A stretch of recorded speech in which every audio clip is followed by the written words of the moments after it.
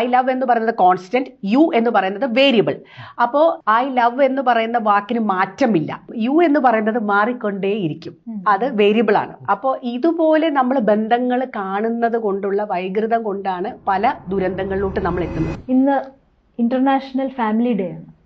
സത്യത്തിൽ ഇപ്പോഴത്തെ കുടുംബങ്ങളിൽ എന്താണ് സംഭവിച്ചുകൊണ്ടിരിക്കുന്നത്? ഇന്നിപ്പോൾ പറയുകയാണെങ്കിൽ ഈ മാറുന്ന ഈ ഒരു കാലഘട്ടത്തിൽ, പണ്ടത്തെ ഒരു കാലഘട്ടം നമ്മൾ നോക്കുകയാണെങ്കിൽ ഒരു 90% റിലേഷൻഷിപ്സ് വീടിനകത്ത് നല്ല ബന്ധങ്ങൾ ഉണ്ടായിരുന്നു, ഒരു 10% ആയിരിക്കും മീഡിയ അങ്ങനെയുള്ള എന്റർടൈൻമെന്റിനുള്ളത്. എന്നാൽ ഇന്ന് വളരെ അൺഫോർച്ചുനേറ്റ് ആയിട്ട് പറയുകയാണെങ്കിൽ 90% നമ്മളെല്ലാവരും മീഡിയ, എല്ലാവരും ആ ഒരു സ്ക്രീനിന്റെ മുന്നിലാണ്. അപ്പോൾ 10% ഉള്ളു ബന്ധങ്ങൾക്കുള്ള വില. അതുകൊണ്ട് തന്നെ ഇന്ന് കുടുംബം നമ്മൾ എടുക്കുകയാണെങ്കിൽ, കുടുംബം എന്ന് പറയുമ്പോൾ ഇപ്പോൾ സാധാരണ നമ്മൾ കേട്ടിട്ടുള്ള വാക്കാണ് ഹോംലെസ്. പക്ഷെ വീടിനകത്ത് തന്നെ ഹോംലെസ്നെസ് വിതിൻ ദ ഹോം, വീട്ടിനകത്തുള്ള ഹോംലെസ്നെസ് എന്നുള്ള ഒരു കാര്യമാണ് നമ്മൾ ഇന്ന് ചിന്തിക്കേണ്ടത്. കാരണം വീട്ടിനകത്ത് അച്ഛനുണ്ട്, അമ്മയുണ്ട്, സഹോദരനുണ്ട്, എല്ലാവരും ഉണ്ടെങ്കിലും നമുക്കൊരു അവഗണന, പരിഗണനയ്ക്ക് പകരം അവഗണനയോ അല്ലെങ്കിൽ നമ്മളെ കേൾക്കുന്നില്ല, ശ്രദ്ധിക്കുന്നില്ല, ആ ഒരു ബ്രോക്കൺ ആയിട്ടുള്ള റിലേഷൻഷിപ്സ്. പിന്നെ എനിക്ക് തോന്നുന്നത് വീട് ഒരു നെസ്റ്റ് ആയിരിക്കണം. ഹോം എന്ന് പറയുമ്പോൾ നെസ്റ്റ്, പക്ഷെ ഇന്ന് അതൊരു കേജ് പോലെയും തോന്നുന്നുണ്ട്. കാരണം പല രീതിയിലുള്ള സ്വാതന്ത്ര്യം എടുക്കാൻ പറ്റുന്നില്ല. പിന്നെ വേറെ ഒരു ഇത് പറയുകയാണെങ്കിൽ ഭാഷകൾ ഭിന്നമാകുന്ന ഒരു വീട്. ഇപ്പം നമുക്ക് ഇംഗ്ലീഷ്, ഹിന്ദി, മലയാളം അതിലൊക്കെ പ്രാവീണ്യം ഉണ്ടെങ്കിൽ നല്ലത്. പക്ഷെ ഹൃദയത്തിന്റെ ഭാഷ, അകലം കുറയ്ക്കുന്ന ഭാഷ പരസ്പരം മനസ്സിലാക്കാനായിട്ട് സാധിക്കുന്നില്ല. അപ്പൊ കമ്മ്യൂണിക്കേഷനിലുള്ള ഗ്യാപ്പ്, അതിന്റെ ബ്ലാസ്റ്റ്, അതൊക്കെ കൊണ്ട് പല പ്രതിസന്ധികൾ, കുടുംബങ്ങൾ തകർന്നു പോകുന്നു.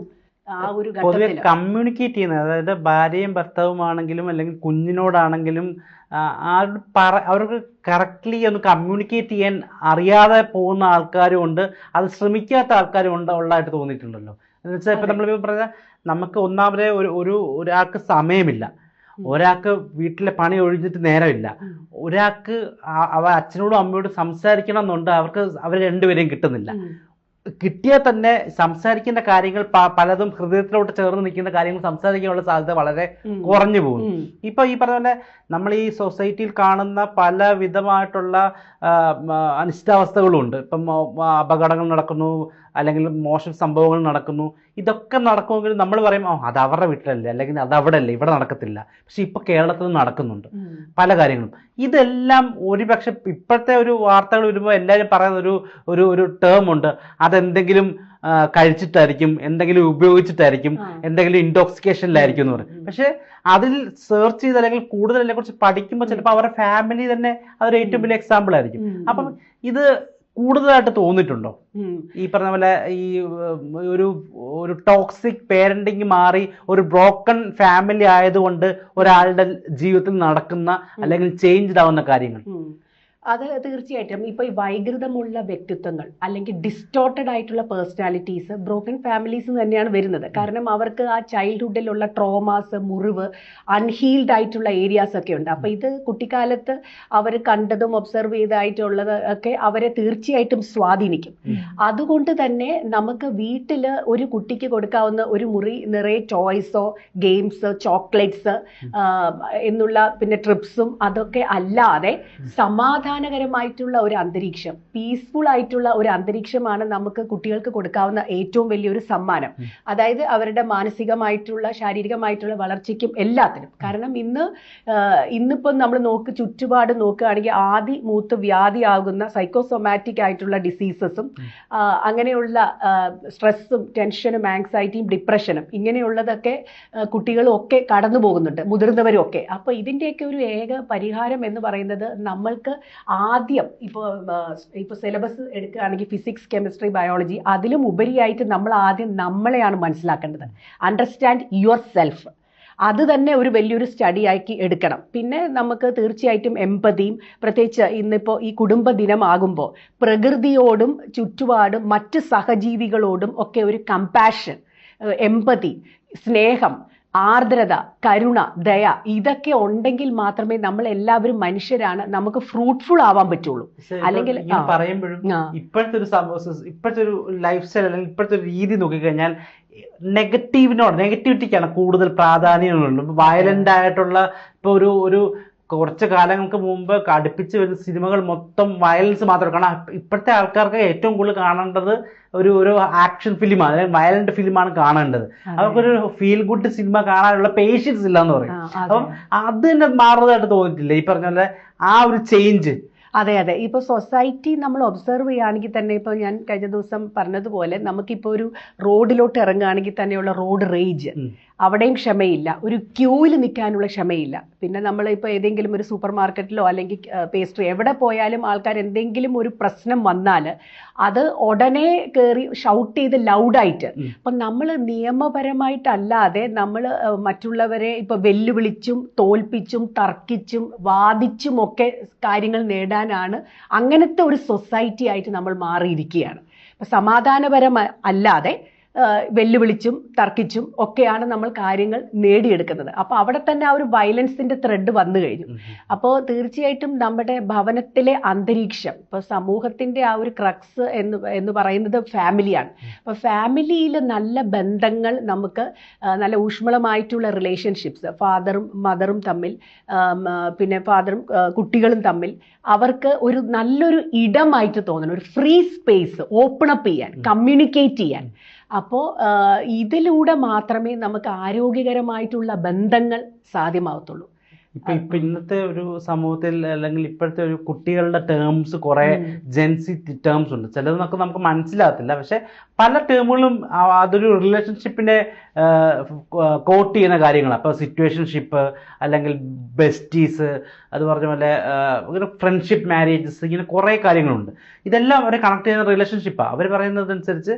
അപ്പം റിലേഷൻഷിപ്പിനെ അവരത്ര റെസ്പോൺസിബിൾ ആയിട്ട് ഏറ്റെടുക്കാൻ തയ്യാറാകുന്നില്ല എന്ന് പറയപ്പെടുന്ന ഒരു വിഭാഗവും കൂടെ ഉണ്ട്. അവർക്ക് താല്പര്യമില്ല. കാരണം അവർ നോക്കുന്നത് ഇത്രയും സ്ട്രെസ്ഫുള്ളായി, ഇത്രയും നെഗറ്റീവ്, അവരുടെ ഫാമിലി ചിലപ്പോൾ കുറച്ച് നെഗറ്റീവ് ആണെങ്കിൽ എന്തിനായി ഇത്രയും നെഗറ്റിവിറ്റി എൻ്റെ ലൈഫിലേക്ക് കൊണ്ടുവരുന്നത്? അപ്പം നമ്മുടെ ഫാമിലിക്കുള്ളിൽ തന്നെ ആ ഒരു നെഗറ്റിവിറ്റി ഈ കുട്ടിയെ ബാധിക്കുന്നുണ്ട് എന്നൊരു സാധനം കൂടി ഉണ്ട്. അപ്പൊ ഇതില് കുട്ടികളുടെ കാര്യം പറയുകയാണെങ്കിൽ എനിക്ക് ആദ്യമേ തോന്നുന്നത് അവർക്ക് ഇൻസ്റ്റന്റ് ഗ്രാറ്റിഫിക്കേഷന് പകരം ഡിലേഡ് ഗ്രാറ്റിഫിക്കേഷൻ. എന്തെങ്കിലും ഒരു കാര്യം ആഗ്രഹിച്ചാൽ അപ്പൊ തന്നെ അത് സാധിക്കുകയോ വാങ്ങിച്ചു കൊടുക്കാതെ ഡിലേഡ്. പിന്നെ രണ്ടാമത് എനിക്ക് തോന്നുന്നത് ഫെയിലിയർ, പിന്നെ റിജക്ഷൻ, നോ ഒക്കെ അക്സെപ്റ്റ് ചെയ്യാൻ സാധിക്കണം. സക്സസിനെക്കാട്ടിലും കൂടുതലും തോൽവിയെ നമ്മൾ എങ്ങനെ കൈകാര്യം ചെയ്യുന്നു എന്നുള്ളതാണ് ചിന്തിക്കേണ്ടത്. പിന്നെ എനിക്ക് തോന്നുന്നത് ഇപ്പോൾ അക്കൗണ്ടബിലിറ്റി, റെസ്പോൺസിബിലിറ്റി, ഉത്തരവാദിത്വം ഒക്കെ പറഞ്ഞല്ലോ. ഈ ഒരു ഷോർട്ട് കട്ടിലൂടെ എന്തായാലും നമുക്കൊന്നും നേടാനായിട്ട് സാധിക്കുന്നില്ല. ഹാർഡ് വർക്കിലൂടെയും നല്ലൊരു സുഹൃത്തുക്കൾ, നല്ലൊരു ടീം വർക്ക്. ഇപ്പോൾ ലൈഫിൽ which is more important, the journey ആണോ ഡെസ്റ്റിനേഷൻ ആണോ എന്ന് ചോദിച്ചാൽ തീർച്ചയായിട്ടും ആൻസർ കമ്പനിയാണ്. കമ്പനി ആരോടൊപ്പമാണ് നമ്മൾ യാത്ര ചെയ്യുന്നത്, അവരാണ് നമ്മുടെ ജേർണി ഇൻട്രസ്റ്റിംഗ് ആക്കുന്നത്. അതുകൊണ്ട് തന്നെ നമ്മുടെ കൂടെ യാത്ര ചെയ്യുന്നവർ നമ്മളെ തീർച്ചയായിട്ടും സ്വാധീനിക്കും. അപ്പോൾ നമ്മുടെ ഒരു മനുഷ്യന്റെ ജീവിതം കാലഘട്ടം എന്ന് പറയുന്ന 3 വാക്കുകളിൽ പറയുകയാണെങ്കിൽ ഞാൻ പറയും, ഒന്ന് ത്രിൽ, രണ്ടാമത് ബിൽ, മൂന്നാമത് ഇൽ. അപ്പൊ ത്രില്ലിംഗ് പീരീഡിൽ യൂത്ത് ക്വേക്ക് എന്ന് പറയാം. യൂത്ത് ക്വേക്ക്, എർത്ത് ക്വേക്ക് പോലെ തന്നെ യൂത്ത് ക്വേക്ക്, യുവത്വത്തിന്റെ ആ ഒരു തിളക്കലിൽ നമുക്ക് പല രീതിയിലുള്ള പ്രലോഭനങ്ങളും പല വീഴ്ചകളും ഒക്കെ സംഭവിച്ചിട്ടുണ്ടാവും. അതൊരു പീരീഡ്. പിന്നെ അത് കഴിഞ്ഞിട്ട് ബിൽ എന്ന് പറയുമ്പോൾ 40s നമുക്ക് പിന്നെ പല രീതിയിലുള്ള നമ്മൾ ഫുൾ ഫിനാൻഷ്യലി പല ബില്ലുകളും ഒക്കെ ആയിട്ട് നമ്മുടെ ലൈഫ് പോകുന്നു. പിന്നെ ഇല്ലെന്ന് പറയുമ്പോൾ പിന്നെ ആ ഒരു തിരിച്ചറിവിന്റെ, പിന്നെ നമ്മൾക്ക് ലോകം ഈ ആകാശത്തിന് കീഴേയും ഭൂമിക്കും ഇതെല്ലാം മായ, എല്ലാം ഇല്യൂഷനായിട്ട് അപ്പോൾ പിന്നെ നമുക്ക് വരും. അപ്പോൾ ഈ ഒരു 3 കാലഘട്ടത്തിലൂടെ പോകുമ്പോൾ നമുക്ക് പല രീതിയിലുള്ള വീഴ്ചകൾ വരുന്നു, പല മിസ്റ്റേക്സ് വരുന്നുണ്ട്. ആ വാക്കാണ് എനിക്കിത് പറയാൻ ഞാൻ ഇനി ആഗ്രഹിക്കുന്നത്. അതായത് വീട്ടിനകത്ത് മിസ്റ്റേക്സ് ഉണ്ടായാലും അത് അക്സെപ്റ്റ് ചെയ്യാനുള്ള പേരൻസ് ഉണ്ടാവണം. അല്ലെങ്കിൽ എന്തെങ്കിലും ഒരു തെറ്റ് പറ്റിപ്പോയി എന്ന് പറഞ്ഞിട്ട് അവിടെ നമ്മൾ ഒരു വിശ്വരൂപം എടുത്ത് താണ്ഡവമൊന്നും ആടേണ്ട കാര്യമില്ല. ആർക്കാണെങ്കിലും നമ്മളും ആ ഒരു കാലഘട്ടത്തിലൂടെ കടന്നു പോയിട്ടുണ്ട്. അപ്പം മിസ്റ്റേക്സ് വരുത്താനുള്ള സ്പേസും കുട്ടികൾക്ക് കൊടുക്കണം. അല്ലാതെ ഒരു തെറ്റ് പറ്റിപ്പോയി എന്ന് പറഞ്ഞിട്ട് അവരെ അത്രമാത്രം ശിക്ഷിക്കാനോ അങ്ങനെയുള്ള നിലപാടുകൾ സ്വീകരിക്കരുത്. Mistakes, last mistake is our best teacher എന്നാ പറയാം. അപ്പൊ തോൽവികളാണ് ശരിക്കും നമ്മളെ ഒരു വ്യക്തിയാക്കുന്നത്. വിജയത്തെക്കാട്ടിലും കൂടുതലും ഒരു വ്യക്തിയുടെ ഏറ്റവും ഒരു നന്മ, മേന്മ കൊണ്ടുവരുന്നത് തോൽവിയാണ്. രൂപ, ഈ ഫാമിലിന്റെ ഉള്ളിലത്തെ കമ്മ്യൂണിക്കേഷൻ അതൊരു വലിയൊരു പ്രശ്നമാണല്ലോ ഇപ്പോഴത്തെ. അപ്പൊ അതിനൊരു നമ്മുടെ ഇപ്പോഴത്തെ സോഷ്യൽ മീഡിയ തന്നെ ഒരു കാരണമല്ലേ? സോഷ്യൽ മീഡിയയിൽ ഇപ്പോൾ ഫേസ്ബുക്ക്, ഇൻസ്റ്റഗ്രാം, വാട്സാപ്പ്, യൂട്യൂബ്, അവർ ആ ഒരു സോഷ്യൽ മീഡിയയിലാണ് അവരുടെ ബന്ധങ്ങളും സൗഹൃദങ്ങളും പേരൻസിനെക്കാട്ടിലും കൂടുതൽ അവർക്ക് ഐഡന്റിഫൈ ചെയ്യാൻ സാധിക്കുന്നത്. പക്ഷെ എന്നിരുന്നാലും ഇന്നത്തെ ഒരു കാലഘട്ടത്തിൽ സോഷ്യൽ മീഡിയയുടെ അഡ്വാൻറ്റേജസും സ്ട്രെങ്ത്തും ഉണ്ട്. സോഷ്യൽ മീഡിയ ഉപയോഗിച്ച് ഒരുപാട് പേര് അതിൻ്റെ ഗുണം, അതിൻ്റെ ഒരു വിജയം ചെയ്തവരും ഉണ്ട്. അതല്ലാതെ ആ ഒരു വേർതിരിവ്, ആ ഒരു ബൗണ്ടറി, ഇതൊരു തിൻ ലൈൻ ആണല്ലോ between the cup and the lip എന്നൊക്കെ പറയുന്ന പോലെ, between the screen and the finger, ഇതൊരു തിൻ ലൈൻ. അപ്പൊ ആ ഒരു ബൗണ്ടറി മനസ്സിലാക്കാത്തവരാണ് പല ചതിക്കുഴിയിലും ദുരന്തത്തിലും ഒക്കെ വീഴുന്നത്. ഇപ്പൊ നമുക്ക് മാറ്റങ്ങൾ തീർച്ചയായിട്ടും ആവശ്യമാണ്. മാറ്റങ്ങൾ ഇപ്പോ who is a successful person എന്ന് പറഞ്ഞാൽ ഞാൻ പറയും the person who is ready to change. മാറാൻ പറ്റുന്ന, ചേഞ്ച് ചെയ്യാൻ പറ്റുന്ന വ്യക്തിയാണ് സക്സസ്ഫുൾ. അല്ലാതെ ഞങ്ങളൊക്കെ പാരമ്പര്യമായിട്ട് ഇങ്ങനെയാണ്, പൂർവികരമായിട്ടുള്ള ഇങ്ങനെയാണ്. നമ്മുടെ എല്ലാവരുടെയും ഉള്ളിൽ ഒരു സ്റ്റോറി ഉണ്ട്. ഇപ്പൊ ഞാനിപ്പോ ജനിച്ചു വളർന്നത്, ഇപ്പൊ എനിക്ക് എൻ്റെ പൂർവികര് പറഞ്ഞു തന്ന അറിവുകൾ, ശരി തെറ്റുകൾ, ഇതാണ് റൈറ്റ്, ഇതാണ് റോങ്, ഇതാണ് നന്മ, ഇതാണ് തിന്മ. അപ്പൊ ആ ഒരു സ്റ്റോറി, ആ ഒരു നറേറ്റീവ് എൻ്റെ ഉള്ളിലുണ്ട്. ഇനി ഈ നറേറ്റീവ് കൊണ്ട് നമുക്ക് വലിയ ഗുണങ്ങളില്ല, അത് അപ്രസക്തമാണ് എന്ന് നമുക്ക് തോന്നുകയാണെങ്കിൽ we can rewrite the story. അത് ചെയ്യാനുള്ള എല്ലാ സ്വാതന്ത്ര്യവും നമുക്കുണ്ട്, റീറൈറ്റ് ചെയ്യാൻ സാധിക്കും. അപ്പോൾ ഈ ഒരു തിരിച്ചറിവാണ് സോഷ്യൽ മീഡിയ യൂസ് ചെയ്യുമ്പോഴും ഒരു വ്യക്തി കാണിക്കേണ്ടത്. അപ്പോൾ അത് നമ്മൾ തീർച്ചയായിട്ടും നമ്മുടെ മക്കൾക്ക് ആണെങ്കിലും ഗൈഡ് ലൈൻസ് കൊടുക്കുക. ഇപ്പോൾ ഒന്നും നമുക്കിപ്പോൾ വേണ്ട എന്നൊന്നും പറയാൻ പറ്റുന്ന ഒരു കാലം അല്ല. എലിസബത്ത് പറഞ്ഞതും രൂപ പറഞ്ഞതിനകത്ത് ഒരു സംഭവം വെച്ചാല് ഈ റിയൽ ടൈമിലേക്ക് മാത്രം പേഷ്യൻസ് ഉള്ള ആൾക്കാരാണ് കൂടുതലും. അത്ര ഷോർട്ടാണ്, പേഷ്യൻസും അത്ര ഷോർട്ടാണ്. അതുപോലെ തന്നെ രൂപ പറഞ്ഞ പോലെ നമ്മളിപ്പം കുട്ടികളെ അല്ലെങ്കിൽ നമ്മുടെ ഫാമിലിനെ നമ്മളെ ഒരു നല്ല കാഷ്വലായിട്ട് കൊണ്ടുപോകാൻ താല്പര്യം ഉണ്ടെങ്കിലും അതിനൊരു ലിമിറ്റേഷൻസ് ഇല്ല. അതായത് ഞാനും എൻ്റെ കുട്ടിയും തമ്മിൽ ഭയങ്കര ഫ്രണ്ട്ലി റിലേഷൻഷിപ്പാണ്, അതിലൊരു ഗ്യാപ്പ്. തീർച്ചയായിട്ടും. അതായത് ഇപ്പോൾ ഇന്നത്തെ ഇപ്പോൾ ഒരു കൂൾ ആയിട്ടുള്ള പേരൻസ്, അപ്പോൾ ഏറെ സ്വാതന്ത്ര്യം കൊടുത്തിട്ട് അവരുടെ ആ പേരന്റ് എന്നുള്ള സ്ഥാനം തന്നെ മറന്നുകൊണ്ടുള്ള ആ ഒരു നിലപാട് എടുക്കുന്നതിനോട് ഞാൻ യോജിക്കുന്നില്ല. അപ്പോൾ തീർച്ചയായിട്ടും ഒരു കുട്ടിക്ക് പേരന്റിന്റെ സ്ഥാനത്ത് പേരന്റ് തന്നെ വേണം. ആ ഒരു സ്പേസിൽ അല്ലെങ്കിൽ ആ ഒരു ചെയറിൽ വേറെ ആർക്കും ഇരിക്കാനായിട്ട് പറ്റത്തില്ല.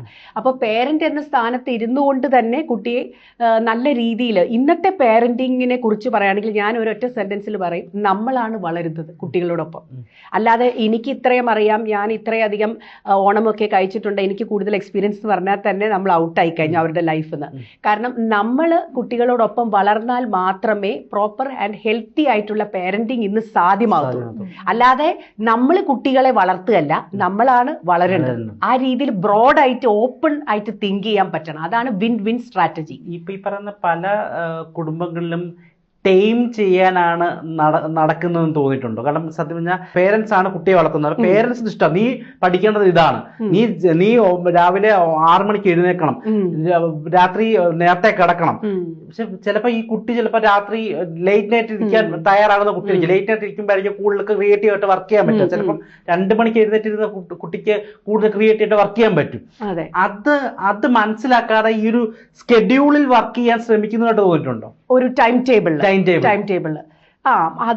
അതിപ്പോ ഓരോ പേരന്റിങ് സ്ട്രാറ്റജിയാണ്. എന്നിരുന്നാലും ഓരോ കുട്ടികൾക്ക് ഓരോ ഇഷ്ടങ്ങളും ഓരോ ഫ്രീഡം നമ്മൾ കൊടുക്കേണ്ടിയിരിക്കുന്നു. അവരുടെ ലൈഫ്, അവരുടെ സ്വപ്നങ്ങൾ. ഇപ്പോൾ ഓരോ കുട്ടിയും നമ്മൾ കാണാത്ത ലോകത്തിലേക്ക് നമ്മൾ അയക്കുന്ന ഓരോ മെസ്സേജാണ്. അപ്പോൾ അവരെ ഇപ്പൊ നമ്മളാണ് അവരുടെ പേരന്റ് എന്ന് പറഞ്ഞതുകൊണ്ട് അവർ നമ്മളോടൊന്നും കടപ്പെട്ടിട്ടില്ല. They don't oh us. നമ്മുടെ പക്ഷെ നിലപാട് നമ്മൾ വളർത്തിയതിന്റെയും ത്യാഗം ചെയ്തതിന്റെയും ഒക്കെ കണക്ക് പറച്ചിലാണ് നമ്മൾ ചെയ്യുന്ന ഏറ്റവും വലിയ മണ്ടത്തരം. അപ്പോൾ അതല്ലാതെ ഓരോ കുട്ടിയും ഓരോ വ്യക്തിയാണ്, ഓരോ ഇൻഡിവിജ്വൽ ആണ്. അവർക്ക് അവരുടേതായിട്ടുള്ള സ്വപ്നങ്ങളും അവരുടേതായിട്ടുള്ള ഫ്രീഡം ഒക്കെ ഉണ്ട്.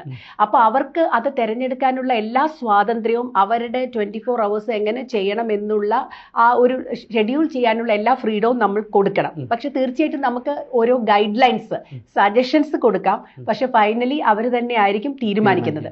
ഇതിലൂടെ മാത്രമേ നമുക്ക് ഹെൽത്തി ആയിട്ടുള്ള റിലേഷൻഷിപ്സ് സാധ്യമാകത്തുള്ളൂ. ഇപ്പോൾ ഞാൻ പല ഫാമിലീസിലും കണ്ടിട്ടുണ്ട്. ഇപ്പോൾ വേണമെങ്കിൽ PNR എന്ന് പറയാം, അതായത് പോയിന്റ് ഓഫ് നോ റിട്ടേൺ, ഒരിക്കലും തിരിച്ചു വരാൻ പറ്റാത്ത രീതിയിൽ നഷ്ടപ്പെട്ടു പോകുന്ന ബന്ധങ്ങൾ. അത് ഞാൻ എൻ്റെ ചുറ്റിനും ഞങ്ങളുടെ ഫാമിലിയിലും ഒക്കെ ഞാൻ കണ്ടിട്ടുണ്ട് അങ്ങനെ മക്കൾ നഷ്ടപ്പെടുന്നത്. അത് ഈ രീതിയിൽ എനിക്ക് തോന്നുന്നു ഈ കൂടുതൽ നമ്മൾ അഗ്രസീവായിട്ടും കൂടുതൽ അവരെ ബ്ലെയിം ചെയ്യുകയും കൂടുതൽ കുറ്റപ്പെടുത്തുകയും കൂടുതൽ ഗിൽറ്റി ആക്കുക എന്ന് പറയും. വെറുതെ അവർക്ക് ആ ഒരു സ്നേഹം ശരിക്കും പറയുകയാണെങ്കിൽ ഇന്നിപ്പോൾ എനിക്ക് തോന്നുന്ന ഒരു സിമ്പിൾ ആയിട്ടുള്ള എന്ന് പറഞ്ഞാൽ ഇന്നത്തെ ഒരു കുട്ടികളെ വീണ്ടെടുക്കണമെങ്കിൽ സ്നേഹം കൊണ്ട് മാത്രമേ സാധിക്കുകയുള്ളൂ. കാരണം അല്ലാതെ നമ്മൾ വല്ലാതെ അവരെ ശിക്ഷിക്കുകയും വല്ലാതെ ഓരോ നിയമങ്ങളും ഒക്കെ പറയുകയാണെങ്കിൽ നടക്കത്തില്ല. എനിക്ക് തോന്നുന്നു വളരെ സിമ്പിളായിട്ട് പറയുകയാണെങ്കിൽ നെഞ്ചിലിട്ട് വളർത്തണം, എനിക്കതാ തോന്നുന്നത്. കാരണം അത്രയും സ്നേഹം കൊണ്ട് വാത്സല്യം കൊണ്ട് മാത്രമേ ഇന്നത്തെ തലമുറ വീണ്ടെടുക്കാൻ പറ്റൂ. അതൊരു സ്നേഹം ഒരു സ്ട്രാറ്റജിയാണ്. കണക്ട് ചെയ്യാൻ പറ്റുന്നതാണ്. സ്നേഹം ഉള്ളിടത്ത് ഒരിക്കലും ഒരു പകയോ ഉദ്ദേശമോ വരില്ല. അതാ ഞാൻ പറഞ്ഞത്. പക്ഷെ കാണുന്നത് നേരെ തിരിച്ചല്ലേ, അതെങ്ങനെ സാധിക്കും എന്നുള്ളതാണ്. അപ്പൊ അതെങ്ങനെ നടക്കുന്നത്? അതെ, അപ്പോൾ ഇതിപ്പോ ഇന്നിപ്പോ മാറുന്ന ബന്ധങ്ങൾ, അതായത് ഇപ്പൊ ഞാൻ പറഞ്ഞതുപോലെ ഇപ്പൊ ഐ ലവ് യു എന്ന് പറയുന്നത് ഒരു മാത്തമാറ്റിക്കൽ ഫംഗ്ഷൻ ആയിട്ട് എടുക്കുകയാണെങ്കിൽ ഐ ലവ് എന്ന് പറയുന്ന വാക്കിന് മാറ്റമില്ല. യു എന്ന് പറയുന്നത് ഐ ലവ് എന്ന് പറയുന്നത് കോൺസ്റ്റന്റ്, യു എന്ന് പറയുന്നത് വേരിയബിൾ. അപ്പോൾ യു എന്ന് പറയുന്നത് മാറിക്കൊണ്ടേയിരിക്കും, അത് വേരിയബിൾ ആണ്. അപ്പോൾ ഇതുപോലെ നമ്മൾ ബന്ധങ്ങൾ കാണുന്നത് കൊണ്ടുള്ള വൈകൃതം കൊണ്ടാണ് പല ദുരന്തങ്ങളിലോട്ട് നമ്മൾ എത്തുന്നത്. നമുക്ക് ഇന്ന് ഒരു സ്ഥായിയോ ലോയൽറ്റിയോ കമ്മിറ്റ്മെന്റോ പ്രതിബദ്ധതയോ ഒന്നുമില്ല ബന്ധങ്ങളിൽ.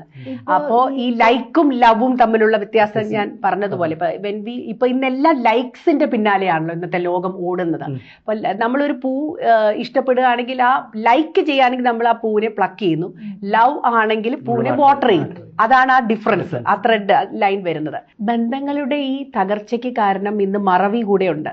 ഇന്നിപ്പോൾ നമ്മൾ അമ്നീഷ്യ, ഡിമെൻഷ്യ, അൽസൈമേഴ്സ് ഒക്കെ നമ്മൾ ചർച്ച ചെയ്യുന്നുണ്ടെങ്കിലും നമ്മുടെയൊക്കെ വീടുകളിൽ തന്നെ വന്ന വഴി മറക്കുകയും മറക്കാൻ പാടില്ലാത്ത പല കാര്യങ്ങൾ, കടപ്പാടുകളെ, ഇന്നലകളെ മറക്കുന്ന ആളുടെ വല എന്നും ശൂന്യമായിരിക്കും, ഒന്നും കിട്ടത്തില്ല. കാരണം എന്താ ചോദിച്ചാൽ നമുക്ക് ആ ഒരു ഗുരുത്വം എന്നുള്ള ഒരു വാക്കുണ്ട്. അപ്പൊ ഇന്നത്തെ ഒരു കാലഘട്ടത്തെ പറയുകയാണെങ്കിൽ ഇന്നൊരു സ്പിരിച്വൽ അല്ലെങ്കിൽ എത്തിക്കൽ അൽസൈമേഴ്സിന്റെ ഒരു കാലഘട്ടമാണ്. അതായത് മറക്കാൻ പാടില്ലാത്തവരെ അങ്ങനെ മറക്കുന്ന, വളരെ സൗകര്യപൂർവ്വം വളരെ ഈസിലി മറക്കുകയാണ്. ഇന്ന് ഇപ്പൊ നമ്മുടെ മെമ്മറി കാർഡ് എന്ന് പറയുന്നത് തന്നെ സ്മാർട്ട് ഫോണിലാണ്. ഒന്നും നമുക്ക് നമ്പേഴ്സ് തുടങ്ങി നമുക്ക് വന്ന വഴിയോ നമുക്ക് ആരോടാണ് കടപ്പാടുള്ളത്, നമ്മുടെ ഗുരുക്കന്മാര്, നമ്മളെ വളർത്തി വലുതാക്കിയവർ, ആരോടും നമുക്ക് ഇന്നൊരു ഓബ്ലിഗേഷനോ കടപ്പാടോ ഒന്നും ഇല്ലാതെ നമ്മൾ വളരെ സ്വതന്ത്രപൂർവ്വം നിലപാടുകൾ എടുക്കുകയും മറ്റുള്ളവരെ വെല്ലുവിളിക്കുകയും ഒക്കെ ആരോടും ഓബ്ലിഗേഷൻ ഇല്ല എന്നുള്ള സ്റ്റേറ്റ്മെന്റ് പറയുകയും ചെയ്യുന്ന ഒരു കാലഘട്ടത്തിലാണ്. അപ്പൊ അതും ഈ ഒരു കുടുംബ ബന്ധങ്ങൾ തകരാനുള്ള കാരണമാണ് ഈ മറവി, അതായത് എത്തിക്കൽ ആയിട്ടുള്ള അൽസൈമേഴ്സ്. ബ്രോക്കൺ ഫാമിലീസ് അതിനൊരു ഫാക്ടർ അല്ലേ? അതെ, തീർച്ചയായിട്ടും. അത് ഈ സിംഗിൾ പാരന്റിങ് ആണെങ്കിലും പല രീതിയിൽ പല കാരണങ്ങൾ കൊണ്ട് അവർക്ക് ഒരുമിച്ച് ഭാഷകളുടെ ആ ഒരു വ്യത്യാസം കൊണ്ടോ, ഇപ്പം ഞാനൊരു ദാമ്പത്യത്തെക്കുറിച്ചുള്ള ഒരു കഥ ഞാൻ വായിച്ചതാണ്. ഒരു മലയാളം സ്നേഹിക്കുന്ന ഒരു ഭാഷാസ്നേഹി, ഒരു കവയത്രി, അവർ ന്യൂലി വെഡ്സ് ഈ മനോഹരമായിട്ടുള്ള കടൽ തീരം നോക്കിയിരിക്കുകയാണ്. അപ്പോൾ ആ കവയത്രിയുടെ മനസ്സുടനെ ഈ തിരമാലകൾ കണ്ടപ്പോൾ ഉണർന്നു. അപ്പോൾ കവയത്രി ഹസ്ബൻഡിനോട് പറയുന്നു, എത്ര മനോഹരമായിട്ടാണ് തിരമാലകൾ ഈ കരയെ ചുംബിക്കുന്നത്, എന്തോ ഒരു മനോഹരമായിട്ടുണ്ട് ഈ കടലിന്റെ പ്രണയാർദ്ര ഭാവങ്ങൾ. അപ്പോൾ ഭർത്താവ് ആണെങ്കിൽ ഫിസിക്സ് മെയിൻ ആണ്. അപ്പോൾ ഭർത്താവ് അന്നേരം പറയുന്നത് അത് അങ്ങനെയല്ല, അത് ആഴക്കടലിലെ അന്തരീക്ഷത്തിലെ ഊഷ്മാവിന്റെ വ്യത്യാസം കൊണ്ട് കടലിന്റെ ജലോപരിതലത്തിൽ ഉണ്ടാകുന്ന കർഷണത്തിന്റെ ഫലമായി ജലകണികകൾ തീരത്തേക്ക് കടന്നു കയറുകയാണ്, അതുകൊണ്ടാണ്, അതാണ് ഫിസിക്സ്, അതാണ്. അപ്പോ ഈ കവയത്രി പറഞ്ഞു, അങ്ങനെയല്ലല്ലോ, ഈ തിരകൾ തീരത്തെ ചുംബിക്കുന്നത് നിങ്ങളിലെ പ്രണയം ഉയർത്തുന്നില്ലേ? അദ്ദേഹത്തിന് അതൊന്നും മനസ്സിലാവുന്നില്ല. അപ്പൊ അതുകൊണ്ട് തന്നെ പിന്നീട് ആ സ്റ്റോറി എൻഡ് ചെയ്തത് അവർ കുടുംബ കോടതിയിൽ കണ്ടുമുട്ടി എന്നുള്ളതാണ്. അപ്പോ അതുകൊണ്ട് തന്നെയാണ് ഇന്ന് കുടുംബത്തില്, വീടുകളിൽ, ഭവനങ്ങളിൽ ഭാഷ ചിഹ്ന ഭിന്നമായി പോവുകയാണ്. അപ്പോൾ ഈ ഞാൻ നേരത്തെ പറഞ്ഞ പോലെ, ലാംഗ്വേജസിന്റെ കാര്യം പറഞ്ഞ പോലെ, സ്നേഹത്തിന്റെ ഭാഷയാണ് ഇന്ന് വേണ്ടത്. സ്നേഹത്തിന്റെ, ക്ഷമയുടെ, വിട്ടുവീഴ്ചയുടെ, കരുണയുടെ, എല്ലാവരെയും ചേർത്ത് പിടിക്കുന്നതിന്റെ. പക്ഷെ ഇന്ന് വളരെ അൺഫോർച്ചുനേറ്റ് ആയിട്ട് എല്ലാവരും വെല്ലുവിളിച്ചും മറ്റുള്ളവരെ ഒറ്റപ്പെടുത്തുക, ഐസൊലേറ്റ് ചെയ്യുക. ഇന്ന് ഞാൻ പലപ്പോഴും പറയാറുണ്ട്, നമ്മൾ മുറിവ് ഉണ്ടാക്കുന്നവരാണ് മുറിവ് ഉണക്കുന്നവരെക്കാട്ടിലും കൂടുതൽ. പിന്നെ നമ്മൾ മറ്റുള്ളവരെ ചെറുതാക്കാൻ നമ്മൾ എക്സ്പേർട്സ് ആണ്. പക്ഷെ ചെറുതാവാൻ ഒന്ന് താഴ്ന്നു കൊടുക്കുക, ഒന്ന് തലകുനിച്ച് തോറ്റു കൊടുക്കുക, വിട്ടുകൊടുക്കുക, ഒന്ന് പരാജയം സംഭവിക്കുക. കുടുംബത്തിൽ ഇതെല്ലാം ആവശ്യമാണ്. അല്ലാതെ ആര് ജയിച്ചു ആര് തോറ്റു എന്നുള്ള ഒരു പ്രസക്തിയെ വരുന്നില്ല. കാരണം നമ്മൾ ഫാമിലിയാണ്, അച്ഛൻ അമ്മ മക്കൾ, ഇവരുടെ ഭാവിയാണ് നമ്മുടെ മുന്നിൽ. അപ്പൊ അതിലൊന്ന് ചെറുതാവുക, അതിൽ ഒന്ന് തോറ്റു കൊടുക്കുക, അതൊക്കെ ഭാവിയിൽ വലിയ അനുഗ്രഹങ്ങളാണ് കൊണ്ടുവരുന്നത്. അപ്പൊ മുറിവ് ഉണക്കുന്നവരായിരിക്കണം എന്നാണ്, അല്ലാതെ മുറിവ് ഉണ്ടാക്കുകയല്ല എന്നാണ് എനിക്ക് തോന്നുന്നത് കുടുംബ ബന്ധങ്ങളിൽ. ഇപ്പം പല വിഷയങ്ങൾ നടക്കുമ്പോഴും നമ്മളെല്ലാം പറയുന്നത് ഈ അപ്പുറത്തെ വീട്ടിലെ വിഷയമാണ്, നമ്മുടെ വീട്ടിലെ വിഷയമല്ലല്ലോ. നമ്മുടെ വീട്ടിലെ വിഷയങ്ങൾ എല്ലാവരും നേരെയാക്കി കഴിഞ്ഞാൽ സൊസൈറ്റി നേരെയാവത്തില്ലേ? ഇപ്പം ഞാൻ വിചാരിക്കുകയാണ് എൻ്റെ വീട്ടിൽ ഇങ്ങനെ നടക്കത്തില്ല, അങ്ങനെ എല്ലാവരും വിചാരിച്ചു കഴിഞ്ഞാൽ ഈ സൊസൈറ്റിയിൽ ഈ പറയുന്നത് എല്ലാം മാറില്ലേ? അപ്പൊ അതിന് മാറാൻ മലയാളി റെഡിയാവാത്തതാണോ അതോ അവരുടെ ഈഗോ സമ്മതിക്കാത്തതുകൊണ്ടാണോ? അത് തീർച്ചയായിട്ടും ഈഗോ വലിയൊരു ഫാക്ടർ തന്നെയാണ്. ഡെത്ത് ഓഫ് ഈഗോയിൽ മാത്രമേ ആ ഒരു റൈസ് വരുള്ളൂ, സക്സസിന്റെ വിജയം അപ്പോഴേ വരുള്ളൂ. ഈഗോയെ കൊല്ലുന്ന നിമിഷം മാത്രം. അതായത് നമ്മളെപ്പോഴും ചുറ്റുപാട് നോക്കിയാണ് നമ്മൾ കുറ്റം പറയുന്നത്. ചുറ്റുപാട്, മറ്റു വ്യക്തികൾ കാരണം കൊണ്ടാണ് എൻ്റെ ജീവിതം പരാജയപ്പെട്ടത്, അവർ കാരണം കൈ ചൂണ്ടുക നമ്മളെപ്പോഴും ചുറ്റുപാടിനെ, സൊസൈറ്റിയെ.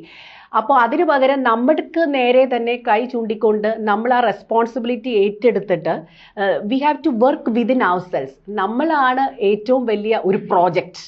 നമ്മളിൽ തന്നെ വർക്ക് ചെയ്തിട്ട് നമുക്ക് ഈ ആത്മവിശ്വാസം, ധൈര്യം, ഭയം, നാണക്കേട്, ലജ്ജ ഇതൊക്കെ മാറ്റിയിട്ട് ആത്മവിശ്വാസത്തോടെ, ഈ ഫിയർ എന്ന് പറഞ്ഞാൽ you can fear everything and run, അല്ലെങ്കിൽ ഫേസ് എവറിത്തിങ് ആൻഡ് റൈസ്, എല്ലാം നമ്മൾ നേരിടുക. അതിനുള്ള ഒരു ആത്മവിശ്വാസവും ധൈര്യം, കറേജ്, കോൺഫിഡൻസ്, ഇത് നമ്മൾ ആദ്യം ഡെവലപ്പ് ചെയ്തെടുക്കുക. അല്ലാതെ മറ്റുള്ളവരുടെ കാരണം കൊണ്ടാണ് നമ്മുടെ ജീവിതം ഒരു പരാജയമായത് എന്ന് പറയുന്നതിനോട് ഞാൻ യോജിക്കുന്നില്ല.